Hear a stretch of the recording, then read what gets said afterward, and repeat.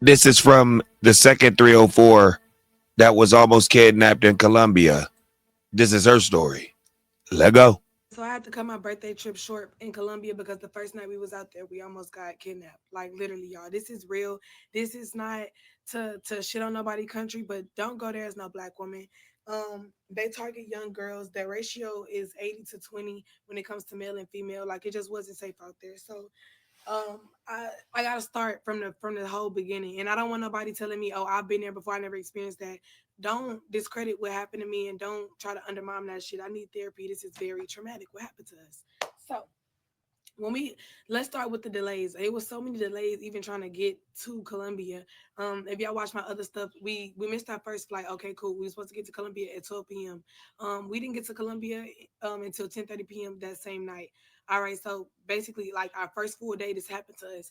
So I meet Kalia Denise, y'all know her. That's my mutual out there. I said, oh dang, she in Colombia too. Let's link. So she said she gonna have her driver pick us up. I took some pictures. That's where I could see those videos. This happened that day, like it happened literally our only day in Colombia. So we went on the party bus. We cool. We drinking their beers. We're talking. We're laughing and stuff. When we stopped to our first stop to the locals, they trying to sell us the green stuff. And I'm not gonna lie, we was thinking about purchasing, but it looked like just the how it looked and the price of it. Of he was trying to like sell it to us. We were just like, nah, we don't need it that bad. We bought like a fan. We bought maracas and like a satchel or whatever. So this like after we got off the party bus, everything went haywire. So we got off the party bus. Khalil was like, do y'all need a? Oh, I forgot to add this part. When I told Kalia how many delays we had, she was like, "Oh, girl, I would have went home." So now all of this, it was so many foreshadowing events that happened. When we told her we didn't want to ride with her driver anymore because that's how we got to the city. Her driver took us. She has a personal driver. That's why she stayed in Colombia. When we got there, we was like, "No, we'll just go by ourselves to the club and then we'll just get a ride back. We'll take a yellow taxi." You're not supposed to take a yellow taxi out there. They tell you the locals will tell you that Uber is illegal because it doesn't give you tangible evidence on who they are and how to track them. So that's how we got into that's how that happened. My bad. Okay, so I left off at the taxi stuff, but I forgot to say when they trying to sell us stuff, like it was kind of overwhelming because it's a whole lot of men just trying to sell you this. They putting stuff in your hand. They trying to do this. They trying to do that. And in the midst of that, my friend, she had her money out, and it's like in a little envelope. And we was like, well, we don't want to flash like that, but she wasn't trying to. But it's still like it's just that's neither here nor there. We just wanted to add that like it was kind of overwhelming with the purchases and everything, and how they was just like trying to hound you. So, huh? Oh yeah, we had to pay to pee, and like it was just like nothing is free in Colombia. Like nothing is free. So we didn't like the food at our resort either. So when we decided to go to like a club, first we went to Taboo. When we went to Taboo, um the vibes just wasn't there. Like a burger was like $38. We like, are they trying to? Okay, we're not trying. We just trying to go somewhere like cheaper. Like we thought, whatever. So when we go to Casa Palenque, that place that's always advertised in Colombia for being just so safe, cultural, and nice and stuff like that, we got the Casa Palenque. We went upstairs. We didn't like the food either up there. I think it's just a way of how they. I don't like the food. So when we got off for the taxis, we know not to go up to the equal people that's just trying to like take you. So obvious, well, not trying to take you, but like trying to just like accommodate you. I don't know. We just didn't go up to him. When he told us that it was 50, we was like, okay, never mind, we walking away. So he's watching us just walk away wherever we walking. And we ran into this man. Before we ran into this man, I hope I had a video when I get my phone. Like, you know how they be rapping to y'all? He was rapping to us, bate chocolate, and then I didn't want to buy I didn't want to pay him for that because I'm trying to get my Uber. Like, you came up to me. And then even had it down to the cat calling, like, the eye mommy, the biting. They went in kisses and stuff like that. Like, it's just too, like, overly saturated with flirtation. I don't know. So when we got into the second one, it was a nice, handsome man, like the one that did this to us. Nice, handsome, young looking. Like he don't look like, but then again, you can't don't judge a book. So when we got in there, he told us it was 52. Like it was 50 as well. We was like, you know what? We probably not gonna get no cheaper because our hotel, we didn't know. We stayed at Dreams Caribana. It's in the cut.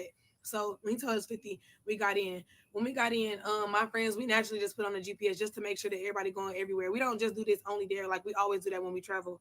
So my friend in the back, she noticing that he keep like missing like small turns. He's still going the same like the correct way in general, but like he's still missing them. And like after he'll miss two left turns, he'll make up for it in the next left. So she was she was getting sleepy, so her eyes getting heavy. She texted me because I'm in the front seat. She was like, Janae, put on your GPS. Usually I don't even listen like to her when I just be in the front. I be bobbing just on my phone. But like, just everything happening for a reason. So I put in the GPS. He missed his first two left turns, and then the next one, like I said, he made up for it. So I remember us on the freeway, and that's when I ran into the first red flag. Usually when we in another country, they always drive like fast, trying to get you where they gotta go because they're going back to where the money is, like where the meeting points are, because it's touristy. So he's driving slow behind this one van. I'm like, okay, I don't really think nothing of it. I'm getting off Instagram, but I still got the GPS on. And I'm seeing that he kind of like looking this way, but I'm looking at him too. And let me insert the messages. Hold on. All right, y'all. So this is part three of us escaping attempted kidnapping. So I left off at us at the first red flag of him being like behind this other van, like driving slow, because the other countries that I've been in, they always drive like fast to get you where you gotta go. So I have the GPS still on my phone and stuff. We're on the freeway at this point.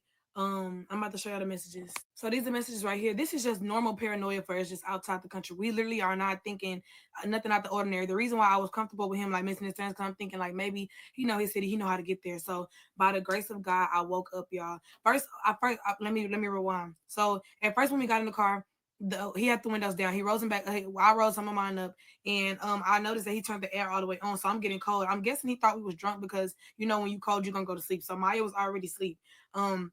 My friend in the back seat. So I said Frio, like, because that's cold in Spanish. He didn't say nothing. So I just was moving the vents around. I'm wondering, like, he not playing on music, or at least trying to play on music, because our first taxi, he played the music and stuff like that. So let me fast forward. So when we was in the car, God woke me up, and I was like, nah, so you're supposed to be going this way, the U-turn, to get back to our hotel, because that's how it was set up. He was trying to get in the far right lane. I said no. He said, oh, okay, okay. So when we get in the cut of the hotel, it's like we 5 minutes away from the hotel, y'all. So probably like what, a mile and a half, 2 miles, something like that. So he said, your GPS? I said, yeah, my GPS. Because I'm getting irritated. I feel like you're playing with me, but I'm still not thinking it's about to happen. So he was like, he said, your GPS again. So I put it in my left hand. I'm showing him like this. He take the phone, but not in a snatchy way. Like he just took it like, oh, let me see. He's like, okay. He zoomed out. Now that I'm thinking about it, y'all, he zoomed out to see how far would we be from the hotel, and where could he try to do his attempt at. Okay, so he was just staring at it, zoomed out. I'm like, all right, so I held my hand out, like, get my phone. He gave my phone back, and then he got on his phone. He typed in the code to his phone. It was like two something. I'm looking at the code, but I can't really see because it was too many numbers.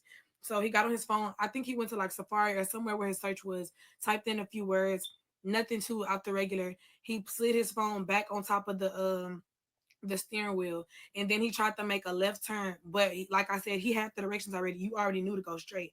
So as soon as he tried to buck the left, I said, no sir, you going straight. You know where we're going here. You know where we're going. Oh, okay, straight, straight. The way this man threw his car, and like literally a couple seconds later, he's like, okay, straight, straight. I don't know, I think we passed over a speed bump, or since he was already like slowing down, trying to speed back up, because I told him go straight. That's how it was like so comfortable and so convenient for him to hurry up and go in gear like that. So he went in gear, smooth as hell, gear. In that same sentence, in that same breath, he took me and my friend phone. Like he took mine with his left and hers with the right, and then he starts like lunging at her. So Lex didn't waste no time, and I'm glad that all of our fight or flight senses was on right then. We wasn't trying to give me my phone, be scared or nothing. I really don't know what his end game was, because anyway, let me fast forward. So he took her phone. She boom. As soon as her phone relieved her hand, she punching. She punching. Now I start punching from the side because, mind you, he's lunging from the driver's seat to the back to my friend. So she bitch, like she punching him and stuff, and I'm punching him from the side. So then my friend wake up. She said, Maya, this how like this nigga trying to kidnap us. So she's punching him. They both get him, like he's getting punched by both of them in the back. When he comes to the front, and I'm punching him too. I'm punching him. I'm punching him. And then he gets out the car. When he gets out the car, he kicks me, steel toe boot, like the way my hand is right here in my chest, kicked the shit out of me like this. And I felt it, but I didn't feel that as much as the impact, because my adrenaline. I'm like, because I'm really shocked. So are you see, like, are you, what the, like, come on. Okay, but I don't have no time to like act like I'm shocked. We still like punching. So he closes the door, and then he tries to pull my friend out, and I gotta come with a part three, a four.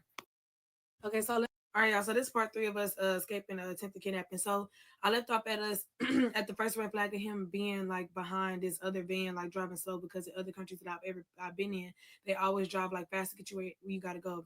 So I have the GPS still on my phone and stuff. We're on the freeway at this point. I'm about to show y'all the messages. So these are messages right here. This is just normal paranoia for us, just out. All right, so I left off when he chest kicked me, and then he went to the back seat trying to grab Maya. So y'all know that Lex was already like, Maya, get up, this nigga trying to kidnap us. So he opened the door, he trying to pull Maya out the car. Lex is trying to pull him in. So I really thank God for Lex verbally telling all of us like what to do and how to navigate. I'm pretty sure we would have figured it out, but like just her instruction just helped. So she was thinking in her mindset, she was telling us like either we gonna all be in this car and lock him out and try to drive off, like we said in the messages. I'm gonna post the other part too. And then she said, fuck, what I say? Pulling Maya out the car. I'm still in the front trying to work the stick. I don't know where the clutch is. I keep pushing the brake in the gear, but obviously it's a stick shift. So he realized that he can't go on that, like he can't pull Maya out from the angle, like from the driver back door. So he goes on the passenger back door where Lex is at, trying to pull her out. Lex still fighting, we fighting. So now he pulled Lex out the car by her wig. So I'm looking for our phones and like trying to drive off, but I couldn't do it. So I'm punching him like anywhere I can. So now that Lex and him are by this door, he pulled her out the car by the wig, and and Maya trying to pull Lex in at this point. So now she pulling this way, and I'm guessing she pulled so hard that Maya and Lex was on top of each other. Like Maya was at the end on the back driver, and then Lex was right here on top, and the man was on top of both of them. So that's how Lex started. That's why I did the hand movement like that. Lex was twisting that man nuts and biting his face, and I'm just jawing him. I'm like, Lord, please. I don't even remember my nails coming off. I don't recall any of that except this one coming off when I hit him with my right hand. But we were fighting for a long time, y'all. Like we only saying what we remember, but it had to be way more other factors because we wore this man out. Like he literally gave up. So when he's pulling us like that, I keep losing my train of thought. I'm sorry. He leave them alone. He get out the car now. He's coming back around from the back way to the front seat. So now they telling me like Janae lock the door, try to drive off. I could not find the lock of it. So he tries to we doing a struggle right here, y'all. I literally Hulk smashed the door. Not that, but I'm pulling the door like this, and it breaks off. The whole interior part of the door breaks off, and I don't know. Did we get like when he did that when the door broke? Did I get out the car? I think I got out the car. The first time when you was playing tug of war with him, yeah, that's when we tried to drive off. Yeah, but I couldn't. Yeah. So then I think, okay, yeah. After the door broke off, I went to the passenger side, and that's when I was trying to look for our phones. And he got out the car and was just fighting them two, and he's staring like he just doing a. He stopped and he stared because I'm guessing thinking like this is not how I wanted it to go, and it definitely wasn't. Like we was fighting for so long. I'm only like anyway. So now I'm thinking like fuck, we at least need one phone. So Lex start running off. As she's running, I'm holding on to the car like this. I'm holding on to the passenger car as the door is open in a fetal position like this. He's driving, trying to brake check me. He drove for like 30 seconds, 30 miles an hour for like 5 seconds, and he broke. And I'm like, bitch, I ain't falling out. I'm in this hole. I'm like, bitch, I need my phone. And then we gave up. He started cussing at us. He get out the car. He throw Lex wig like out the car, and then he throws his piece of car that we broke off in the car, and then he tries to reverse, and then he's trying to turn around. So as he's reverses,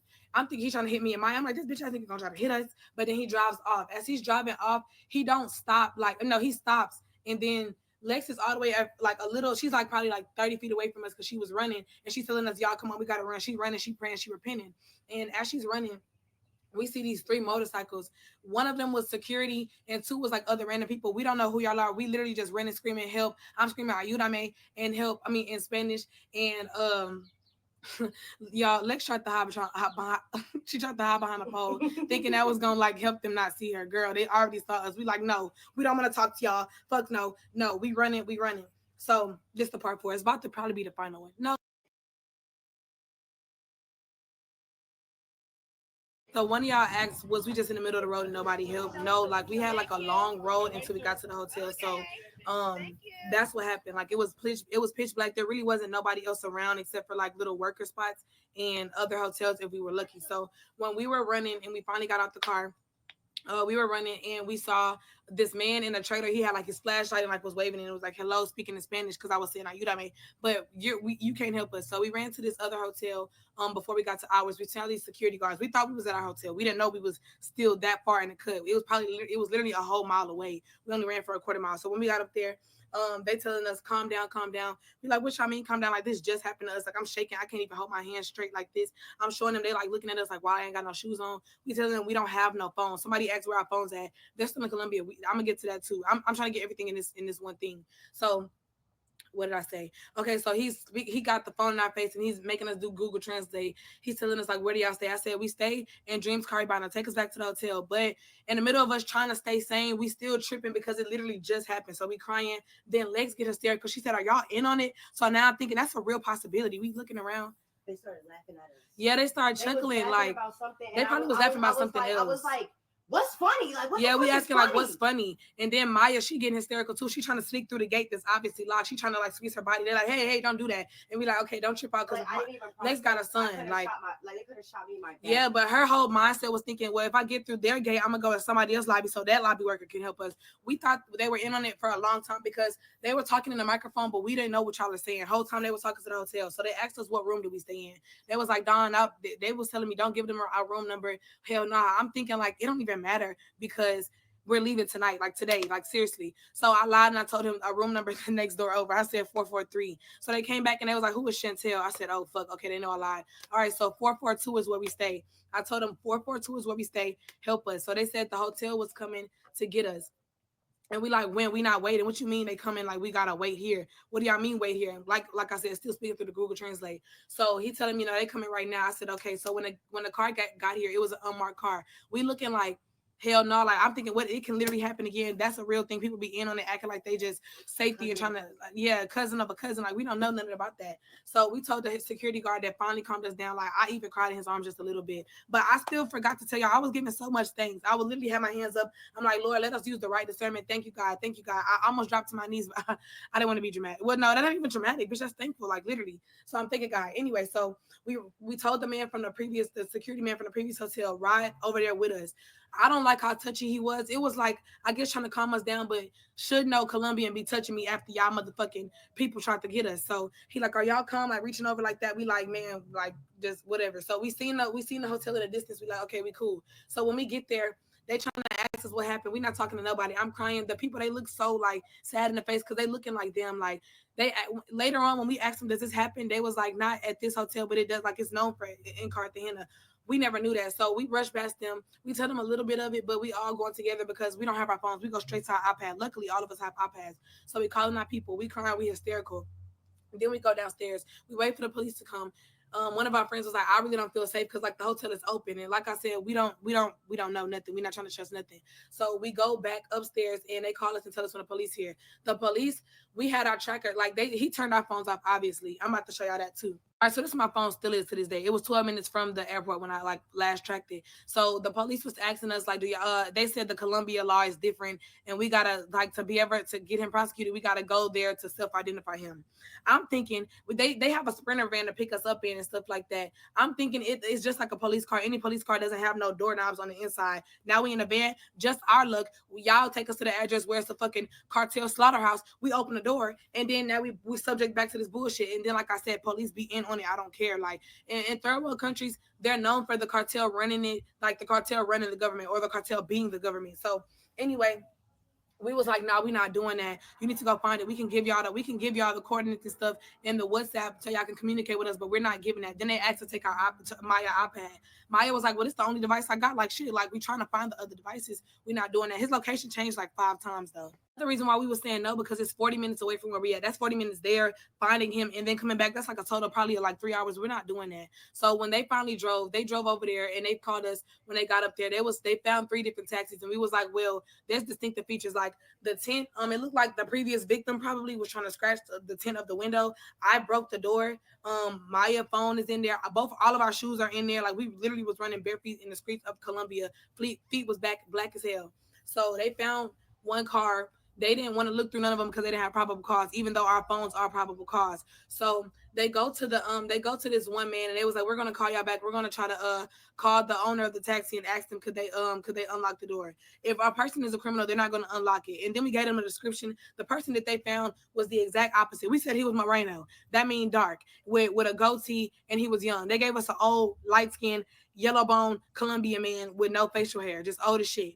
And then they had us. They had him keep moving the car to see if the GPS moved. We was like, y'all keep worrying about the car and the driver.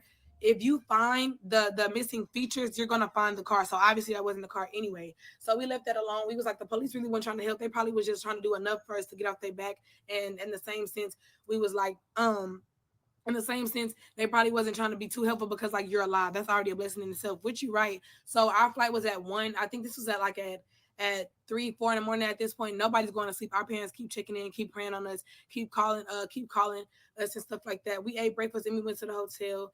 And we went to the airport and That's basically it. I think I might need to make another one for like closing remarks and foreshadowing and shit. But But we went yeah. to the airport. We found our phones. He put my phone in the lake. Yeah, he threw my phone friend in the lake when we was my friend phone in the lake when we was still like checking our stuff, knowing that we ain't gonna go get it anyway. But mine was 12 minutes away at the city of Palenque at that monument that they stopped at, and hers was in the lake somewhere. And Lex couldn't track hers because she don't know her iCloud.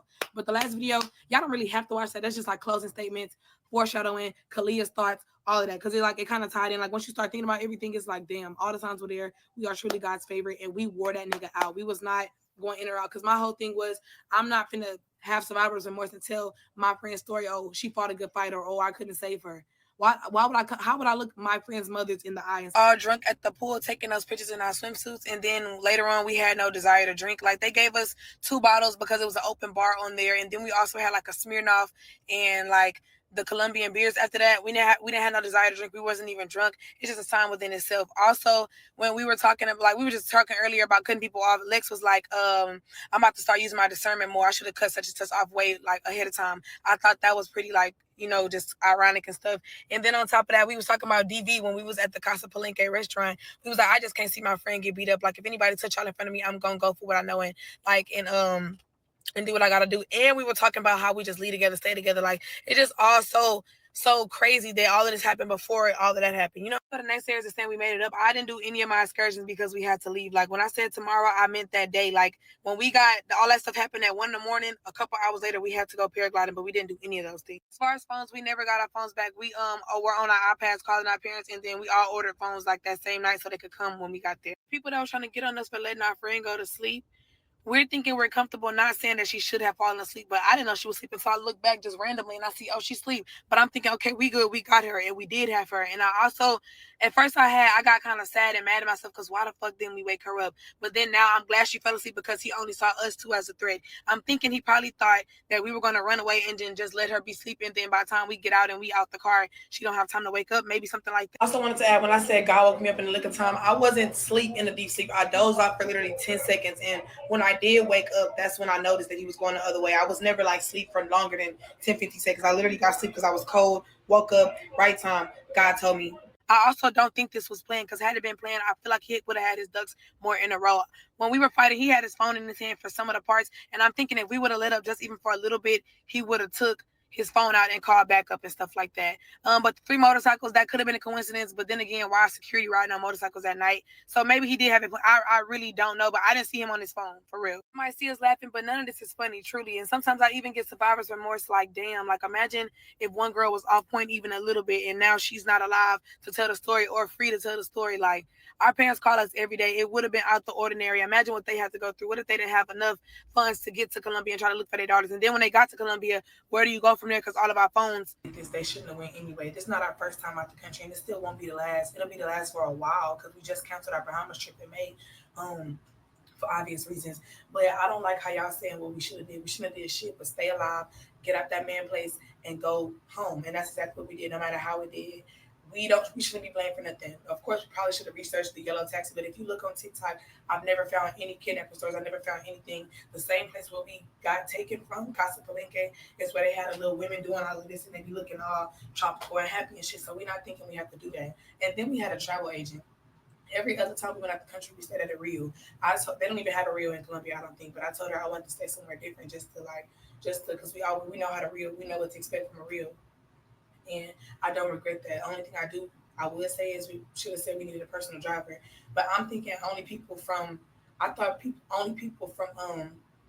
Airbnbs get personal drivers because they stay so far out into the city. I'm not thinking at a hotel I gotta get a taxi is common. I didn't think these things happen. Yes, I know that they known for trafficking girls in Mexico and in Colombia, but we went to Mexico twice, no problem. So I'm thinking, but basically just don't get too comfortable. But the victim blaming should be no more. We shouldn't have did shit, but stay alive, get the fuck out of Dodge, and that's exactly what we did. And all of this research. Don't y'all think that's for our travel agent to do and then report back to us? Not saying that we just little ass girls and we can't do it ourselves, but that would make more sense. So when y'all doing that, just be mindful. This is not our first time out the country. It won't be the last. We're just gonna up our security, up our what's the cause, and just be more vigilant. Even though we were vigilant when that happened, we were literally texting with the GPS and stuff like that. But yeah, I had to wake up because it was a lot of confusion, and I'm getting added in a lot of stuff, but I can't comment. All I said was yes, you weird, and TikTok deleted that comment. So I gotta